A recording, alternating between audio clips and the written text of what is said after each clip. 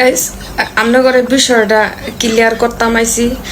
আপনারা তো ইতিমধ্যে জানছেনই যে আমার পিরিপ পিরিপ লুসা জামাইরে থেরাপি দেওয়ার লেগে লয়ে গেছে গা। ঠিক আছে, বিষয়টা আমরা করে ক্লিয়ার করবার লেগে আইছিলাম। লাইভের মধ্যে আরো কয়েকটা মানুষ জয়েন হইল, পরে আমি সব বিষয়গুলা ক্লিয়ার করতেছি। তার আগে আমার চোখের মধ্যে একটু পানি দিলে এই পানিটা দেনা লইলে বুঝছেন কি, তাই মানুষ আমার কথা বিশ্বাস করতো না। পানিটা একটু দেল এলবা হইছে, এলবা আমি কই, আমি তো অনেক গ্রামের ওই সরল সোজা মানুষ, দেখছেন না আপনারা ভিডিওতে। আমি আপনারা আর কি তা কয়াম না। তো আমার একটা 5 বছরের ছেলে সন্তান আছে। ছেলে সন্তানের লগে ওই যে ওই মেয়ে ঠিক আছে, পিয়ারা কানে আমার সংসারটা ভাঙবার লেগে আইছে।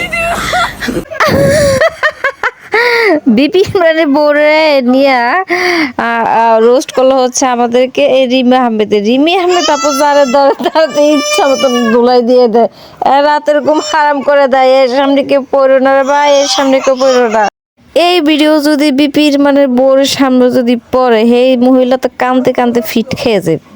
আর তো ফিট খেয়ে ছাড়া আর কোনো উপায় নেই। হ্যাঁ রে বিপির ইমরান, ওরে বিপির ইমরান, তুমি কামটা করলা কি? তুমি কার সামনে পড়ছো? আমাদের রিমি আহমেদ আপুর সামনে তোমরা পড়ছো? চিন্তা করা যায়?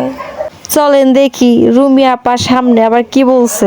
জাউন লাগবো এই 50+ আবার গেছে পিয়ারা খানের লগে ভিডিও বানাইতো। গাইস এটা কি মাইনা নেওন যা বউয়া একজন বউকে না মাইনা নেওন যা টিহা কমাই পিয়ারা খানের লগে ভিডিও বানাইলে আমার জামাই টিয়া কড়া কমাইয়ে। তো আমি কয়েকবার না করছি।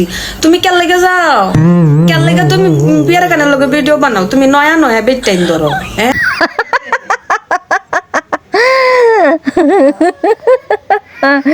কি করবো ভাই, আমার কোনো কিছু কর নাই, আমি কিচ্ছু খাবো না, আমার কোনো কিছু করার দরকার নাই। হায় রে রিমা আহমেদ আপা, আপনি পারেন না, আপনার দম আছে বুঝছেন। বাঙালি আপনারা চিনলো। মাশাল্লাহ আলহামদুলিল্লাহ, আল্লাহ আপনাকে নে খায় দেখ।